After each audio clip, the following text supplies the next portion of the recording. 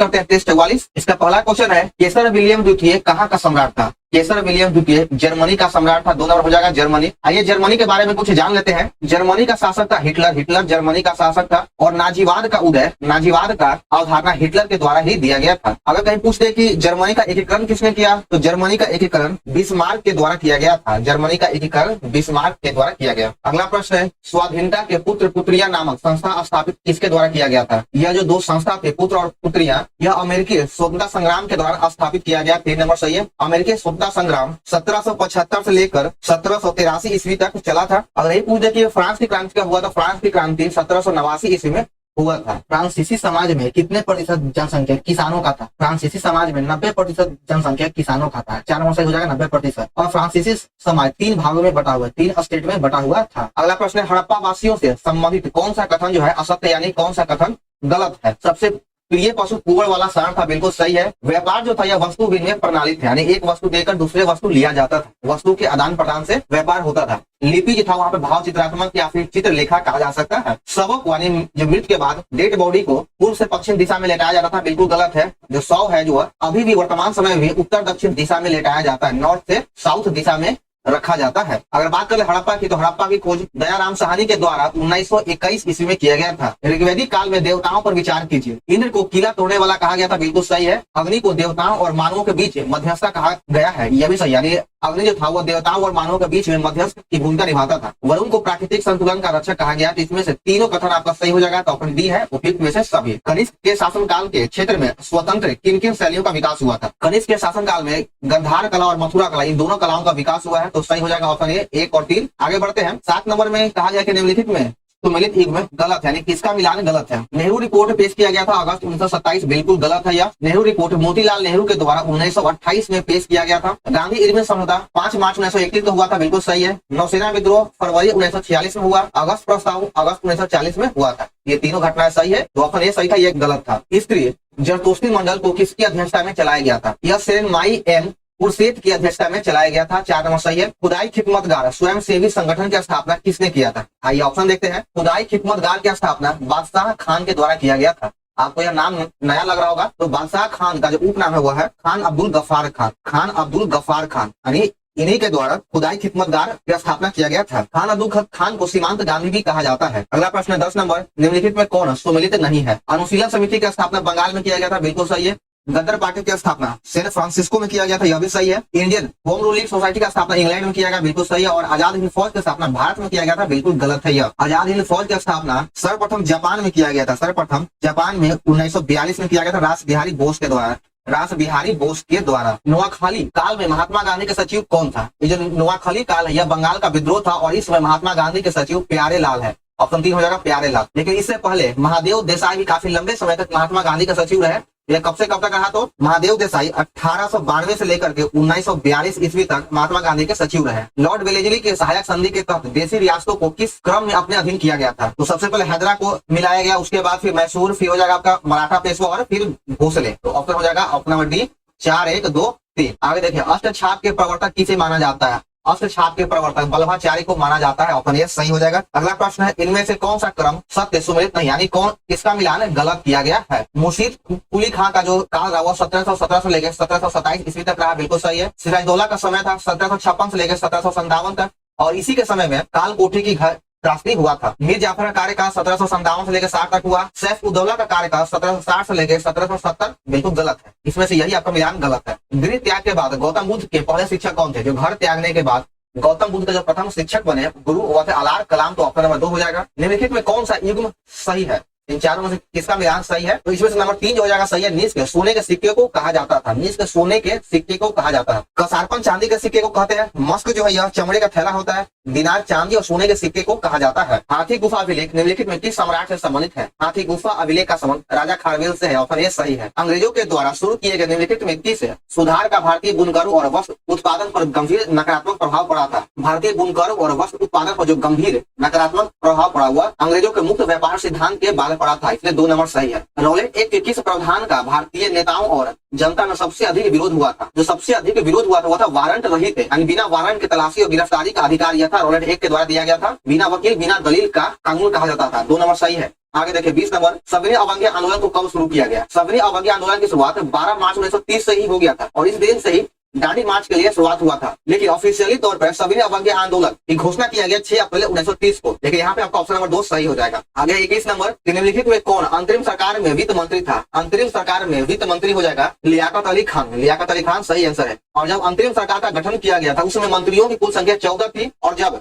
आजादी के बाद जब मंत्रिमंडल का गठन किया गया उसमें भी मंत्रियों की संख्या 14 ही था। निहारिका परिकल्पना का प्रतिपादन किसने किया था? निहारिका परिकल्पना का प्रतिपादन लाप्लास के द्वारा किया गया है। 2 नंबर सही हो जाएगा। लावा के जमने के परिणाम स्वरूप पृथ्वी के अंदर गहराई में बनी चट्टानों को क्या कहा जाता है? पृथ्वी के अंदर गहराई में बनी चट्टानों को प्लूटोनिक चट्टान कहा जाता है। 2 नंबर सही हो जाएगा। चलिए आगे बढ़ते हैं। प्रकृति का सुरक्षा वाल्व किसको कहा जाता है? प्रकृति का सुरक्षा वाल्व ज्वालामुखी को कहा जाता है। बहुत ही सिंपल प्रश्न है। आगे बढ़ते हैं। बहुत ही इंपॉर्टेंट वीवीआई क्वेश्चन है। अंगामी जनजाति का निवास राज्य कहाँ है? यानी अंगामी जनजाति किस राज्य में निवास करता है? तो यह नागालैंड में निवास करता है। नागालैंड के अंगामी जनजाति निवास करती है। डांची ग्राम राष्ट्रीय उद्यान किस राज्य में स्थित है? तो डांची ग्राम राष्ट्रीय उद्यान जम्मू कश्मीर राज्य में स्थित है, जो अभी वर्तमान में इसको केंद्र शासित प्रदेश है। निम्नलिखित में किस उद्योग को विचार आधारित कहा जाता है? तो सूचना प्रौद्योगिकी उद्योग को विचार आधारित उद्योग कहा जाता है। अगला प्रश्न है, राज्यों एवं संघ राज्य क्षेत्र दोनों में सर्वाधिक सड़क घनत्व किसका है? तो यहाँ पे देखिए कि सड़क घनत्व का बात कर घनत्व पूछ रहा है तो सही हो जाएगा ऑप्शन नंबर 3 दिल्ली। तुजु दर्रा किस हिमालय प्रदेश में है? तुजु दर्रा मणिपुर में है और यह उत्तर पूर्वी हिमालय में स्थित है। तुजु दर्रा मणिपुर में उत्तर पूर्वी हिमालय में स्थित है, तो 3 नंबर सही है। निम्नलिखित में सबरी किसके सहायक नदी है? जो सबरी नदी है यह गोदावरी के सहायक नदी है। 2 नंबर सही हो जाएगा गोदावरी। चूना पत्थर किस औषधि शैल में नहीं पाया जाता है? जो चूना पत्थर है वह गोंडवाना लैंड में नहीं पाया जाता, तो ऑप्शन नंबर ए हो जाएगा गोंडवाना। निम्नलिखित में कौन है नवीकरणीय ऊर्जा के उदाहरण नहीं है? इन चारों ऑप्शन में से नवीकरणीय ऊर्जा का उदाहरण कौन नहीं है? तो आपका सही उत्तर हो जाएगा ऑप्शन नंबर 3 परमाणु ऊर्जा। नवीकरणीय ऊर्जा का मतलब होता है कि जिसको एक बार यूज करके हम फिर से उसका उपयोग कर सकते हैं, उसको नवीकरणीय ऊर्जा कहा जाता है। आगे 33 नंबर, लौटते हुए मानसून जल वाष्प कहाँ से ग्रहण करता है? जब मानसून लौटता है तो लौटते हुए मानसून से सबसे अधिक वर्षा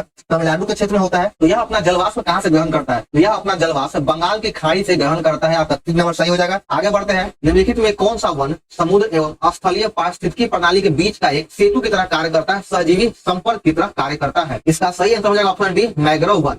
अगला प्रश्न है, निम्नलिखित में कौन सी इजराइल की राजधानी है? इजराइल की राजधानी जेरूसलम। ऑप्शन ये सही है। बिहार एसएससी में आपका देश, राजधानी और मुद्रा से एक क्वेश्चन निश्चित ही रहेगा। अगला प्रश्न है, निम्नलिखित में कौन सा नृत्य मैतेई लोगों के वैष्णव मत से जुड़ा हुआ है? इसका सही उत्तर हो जाएगा option number D Manipuri. Next question है कि निम्नलिखित में कौन है कर्नाटक संगीत की त्रिमूर्ति में से एक है? कर्नाटक संगीत की त्रिमूर्ति में एक हो जाएगा त्यागराज। इसका सही उत्तर है त्यागराज। 38 नंबर प्रश्न है कि मौलिक अधिकारों के अंतर्गत कौन सा अनुच्छेद बच्चों के शोषण से संबंधित है? बच्चों के शोषण से संबंधित अनुच्छेद 24। अनुच्छेद 24 इसका सही उत्तर हो जाएगा। अस्पृश्यता का अनुच्छेद 17 में कहा गया है। छुआछूत का विरोध अनुच्छेद 17 में है। अनुच्छेद 19 के अंतर्गत स्वतंत्रता के बाद कहा गया प्रेस की स्वतंत्रता अनुच्छेद 19 के अंतर्गत ही आता है। भारतीय संविधान के अनुसार किसी भी व्यक्ति को जिसे गिरफ्तार अथवा बंदी किया जाता है सबसे नजदीकी मजिस्ट्रेट के समक्ष उपस्थित करना होगा 24 घंटे के अंदर। 24 घंटे के अंदर आपको मजिस्ट्रेट के समक्ष पेश करना है, लेकिन आने जाने समय को छोड़कर। संविधान में कौन सा अंग भारत के न्याय नागरिकों को आर्थिक न्याय प्रदान करने का संकेत करता है? तो इसका सही उत्तर हो जाएगा ऑप्शन नंबर ए राज्य के नीति निर्देशक तत्व है जो न्यायालय में वाद योग्य नहीं है, इसलिए ऑप्शन ए सही है। अब तक लोकसभा में प्रस्तुत अविश्वास प्रस्ताव सर्वाधिक बार किस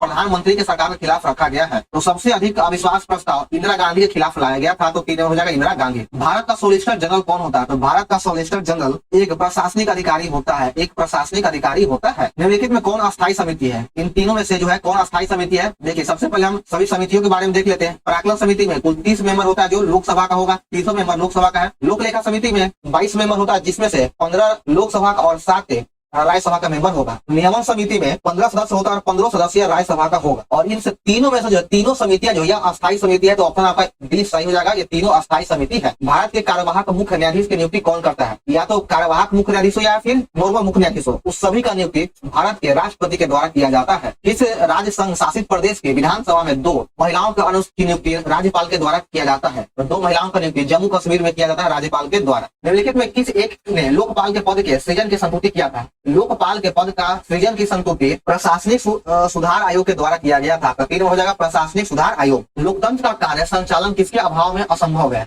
जो लोकतंत्र का कार्य का संचालन राजनीतिक दलों के अभाव में असंभव है। जब कोई राजनीतिक दल रहेगा नहीं तो फिर उस देश का न तो एमएलए बनेगा, न ही कोई पार्टी बनेगी और न ही फिर कोई पीएम बन पाएगा। वर्तमान ग्रामीण स्वशासन की संरचना निम्न में से किसकी अनुशंसा पर की गई है? ये बलवंत राम मेहता समिति की अनुशंसा पर स्थापित किया गया था और बलवंत राम मेहता समिति का गठन 1957 ईस्वी में किया गया था। एनसीआरबी का फुल फॉर्म क्या होता है? एनसीआरबी का full form national crime record bureau होगा। 4 नंबर सही है। दिन में कौन नाफ्टा में शामिल नहीं है? नाफ्टा में ग्रेट ब्रिटेन को शामिल नहीं किया गया। ऑप्शन ए सही है, ग्रेट ब्रिटेन। 51 नंबर में सूची 1 और 2 को मिलान करना है। आइए मिलान करते हैं। राष्ट्रीय पर्यावरण अभियांत्रिक संस्थान कहाँ है? यह नागपुर में है। राष्ट्रीय पर्यावरण अभियांत्रिक संस्थान नागपुर हो जाएगा। केंद्रीय खाद्य प्रौद्योगिकी अनुसंधान संस्थान मैसूर हो जाएगा। 4 नंबर है इसका। केंद्रीय आलू अनुसंधान संस्थान शिमला में हो जाएगा। और तंबाकू का राज्य मुंबई हो जाएगा। 1 नंबर इसका सही उत्तर है ऑप्शन नंबर 2, 2, 4, 3, 1। 52 को देखिएगा कि अंतर्राष्ट्रीय न्यायालय के न्यायाधीश कितने वर्षों के लिए निर्वाचित किए जाते हैं? अंतर्राष्ट्रीय न्यायालय के न्यायाधीश 9 वर्षों के लिए निर्वाचित किया जाता है। 9 वर्षों के लिए चुना जाता है। निम्नलिखित में से कौन सा उपकरण फेंकने वाले खेलों का में प्रयोग किया जाता है? फेंकने वाले खेल में उपयोग किया जाता है। तो सही आंसर हो जाएगा option number C, shot put. स्वतंत्रता के बाद किसी भी खेल में भारत का पहला विश्व चैंपियन निम्नलिखित में कौन था? तो विश्व चैंपियन विल्सन जोन्स बना था। 4 नंबर सही है। डेविस कप निम्नलिखित में किस खेल से संबंधित है? डेविस कप का संबंध लॉन टेनिस से है।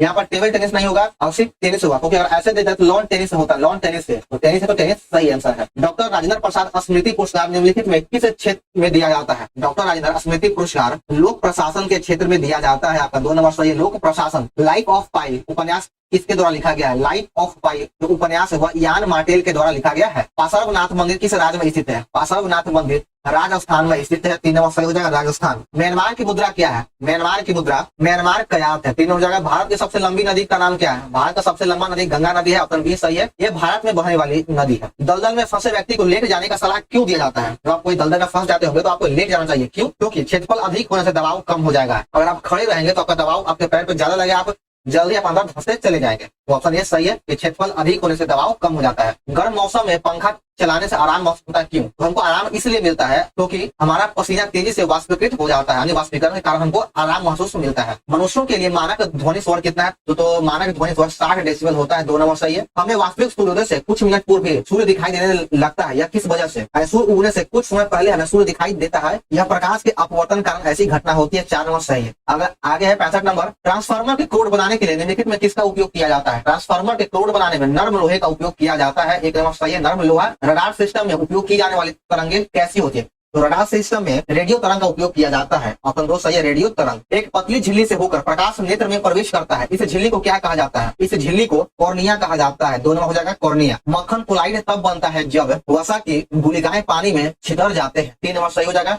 बीज रहित फल के उत्पादन में कौन सा हार्मोन सहायक होता है? बीज रहित फल के उत्पादन में ऑक्सिन हार्मोन सहायक होता है। 1 नंबर सही है। आगे देखिए 70 नंबर में पौधों में होने वाले वाष्पोत्सर्जन की दर किस यंत्र के द्वारा मापा जाता है? तो वाष्पोत्सर्जन की दर को गैनोफोटोमीटर के द्वारा मापा जाता है। 2 नंबर सही है, गुणांक किसकोग्राफ के द्वारा पौधों की मोटाई को मापा जाता है? तो याद रखिएगा। 71 नंबर है कि लिटमस किससे निकाला जाता है? लिटमस जो है लाइकेन से प्राप्त किया जाता है। 3 नंबर सही है। यह क्वेश्चन यह जो बदनाम क्वेश्चन है जो काफी बार पूछा जा चुका है और सभी प्रतियोगी परीक्षा में। इनमें से किस रोग में मानव की गुणसूत्र संख्या 47 हो जाता है? तो गुणसूत्रों की संख्या 1 बढ़ जाता है, प्लेसेंट्री सिंड्रोम में 46 से 47 हो जाता है। तो ऑप्शन 3 सही है। जठर रस का स्राव कहाँ से होता है? तो जठर रस का स्राव अमाशय से होता है। 3 नंबर सही हो जाएगा, अमाशय। वनस्पति का विकास किस पर निर्भर करता है? तो वनस्पति का विकास उसके तापमान और नमी दोनों पर निर्भर करता है। तो 2 नंबर सही हो जाएगा, तापमान और नमी। 2 या 2 से अधिक शुद्ध पदार्थ को किसी भी अनुपात में अगर मिला दिया जाए तो आपका मिश्रण बनेगा। जब 2 या 2 से अधिक शुद्ध पदार्थ को किसी भी अनुपात में मिला देंगे तो मिश्रण बन जाएगा, लेकिन अगर उसे निश्चित अनुपात में मिलाया जाए तब वह यौगिक बन जाएगा। किसी तत्व के परमाणु के दूसरी कक्षा में इलेक्ट्रॉनों की अधिकतम संख्या कितना होगा? पहली कक्षा में 2 होता है, दूसरी कक्षा में 8 और तीसरी कक्षा में 18 होता है। तो देखिए कौन पूछा? दूसरी कक्षा में, तो 8 आंसर हो जाएगा। ऑप्शन ए सही है। वे आयन जिनमें इलेक्ट्रॉनों की संख्या समान होती है क्या कहलाता है? जिसमें इलेक्ट्रॉनों की संख्या समान होता है उसमें सम इलेक्ट्रॉनिक कहा जाता है। 4 नंबर सही है, सम इलेक्ट्रॉनिक। निम्नलिखित में कौन सी ऑक्सीकरण अभिक्रिया नहीं है? इन चारों ऑप्शन में से कौन है जो ऑक्सीकरण का अभिक्रिया का उदाहरण नहीं है? तो ऑप्शन नंबर बी हो जाएगा, सोडा बोतल रखना। सामान्य दूध का पीएच मान कितना होता है? जो सामान्य दूध का पीएच मान 6.7 से लेकर 6.9 के बीच में होगा। 2 नंबर सही है। दिन में कौन जीवाश्म ईंधन नहीं है? इन चारों में से जो है नाइट्रोजन जीवाश्म ईंधन नहीं है। बहुत ही सिंपल प्रश्न है। आगे देखिए 81 नंबर में निम्नलिखित में कौन सा एक प्रकार का सोशल नेटवर्किंग एप्लीकेशन नहीं है? ट्विटर सोशल नेटवर्किंग ऐप है, फेसबुक भी है, लिंक्डइन भी है और हैप्रिक यह नहीं है। तो 2 नंबर सही हो जाएगा। अपने कीबोर्ड की केबल को आप कंप्यूटर किस पोर्ट से लगाते हैं? तो कीबोर्ड को केबल के माध्यम से कंप्यूटर के यूएसबी पोर्ट में लगाया जाता है। 3 नंबर सही हो जाएगा। चेर्नोबिल परमाणु आपदा किस वर्ष हुआ था? चेर्नोबिल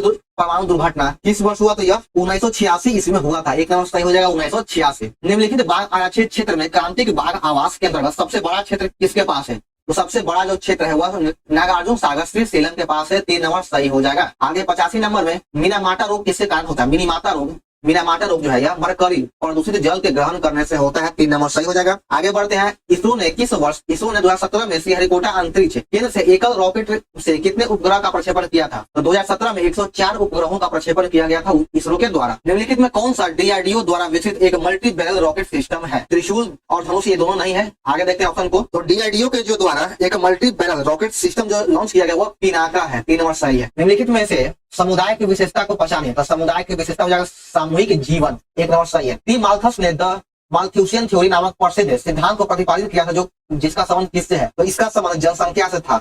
माल्थ्यूसियन थ्योरी का संबंध जनसंख्या से है। भारत में राष्ट्रीय आय की गणना किसके द्वारा किया जाता है? राष्ट्रीय आय की गणना केंद्रीय सांख्यिकी संगठन के द्वारा किया जाता है। CSO के द्वारा किया जाता है। भारत की कौन सी पंचवर्षीय योजना तीव्र औद्योगिकरण आधारित प्रक्रिया पर केंद्रित है? तो इसका सही हो जाएगा ऑप्शन नंबर 2, क्योंकि जो भी जितने भारी उद्योग था सब दूसरी पंचवर्षीय योजना में स्थापित किया गया था, लेकिन अपवाद में एक जो है बोकारो स्टील प्लांट की स्थापना तीसरी पंचवर्षीय योजना में किया गया था। निम्नलिखित में कौन भारत में गरीबी रेखा का निर्धारण करता है? भारत में गरीबी रेखा का निर्धारण नीति आयोग के द्वारा किया जाता है। 4 नंबर सही हो जाएगा। आगे देखिए 93 नंबर में निम्नलिखित में कौन सा कार्यक्रम 1999 में शुरू किया गया था? तो 1999 में स्वर्ण जयंती ग्राम स्वराज योजना शुरुआत किया गया था। 3 नंबर सही है। आगे बढ़ते हैं। निम्नलिखित में कौन सा भूमि उपयोग वर्ग नहीं है? तो सही आंसर हो जाएगा ऑप्शन सी, सीमांत भूमि। अगला प्रश्न है कि RBI के प्रथम गवर्नर कौन था? RBI के प्रथम गवर्नर सर आसवान स्मिथ है। 2 नंबर से सही हो जाएगा सर आसवान स्मिथ। निम्नलिखित में कौन सा एक फिड्यूशियरी धन का एक उदाहरण है? फिड्यूशियरी धन का उदाहरण हो जाएगा ड्राफ्ट। 3 नंबर से ड्राफ्ट। आगे देखिएगा 97 नंबर में नियत विनिमय दर प्रणाली में डैश किसी विशेष स्तर पर विनियमन दर को निश्चित करता है या करती है? तो इसका सही उत्तर हो जाएगा ऑप्शन नंबर 3 सरकार। सरकार इसका सही उत्तर है। आगे 98 नंबर में कि बिहार में चौकीदारी कर देने से मना किया गया किस आंदोलन के दौरान? चौकीदारी कर को देने से मना किया गया था सविनय अवज्ञा आंदोलन के दौरान। तो 3 नंबर सही है, सविनय अवज्ञा आंदोलन। कांग्रेस के किस अधिवेशन में राजकुमार शुक्ल का गांधी जी से मुलाकात हुई थी और चंपारण आने के लिए निमंत्रण दिया गया था? तो राजकुमार शुक्ल का गांधी जी से मुलाकात कांग्रेस के लखनऊ अधिवेशन 1916 ईस्वी में हुआ था, और यह जो था यह कांग्रेस का 31वां अधिवेशन था, तो इसलिए ऑप्शन 3 में हो जाएगा 31वां। और लखनऊ अधिवेशन 1916 में ही नरम दल और गरम दल का मिलान हो चुका था और मुस्लिम लीग भी एक साथ हो चुकी थी कांग्रेस के साथ। और इस सेट का अंतिम प्रश्न है 100 नंबर की बिहार सोशलिस्ट पार्टी का संस्थापक कौन था? तो बिहार सोशलिस्ट पार्टी के संस्थापक हो जाएगा जयप्रकाश नारायण, और बिहार सोशलिस्ट पार्टी का स्थापना 1934 में किया गया था। 1934 में बिहार सोशलिस्ट पार्टी का स्थापना जयप्रकाश नारायण के द्वारा किया गया था। तो चलिए ये हमारा था आज का सेट। तो आप लोगों का यह सेट में कितना क्वेश्चन सही कर पाए कमेंट जरूर कीजिएगा, और पसंद आने वाले वीडियो को लाइक और चैनल को सब्सक्राइब करना न भूलें, और इस वीडियो को अपने दोस्तों में ग्रुप में शेयर जरूर करें। तो चलिए मिलते हैं हम लोग नेक्स्ट वीडियो में।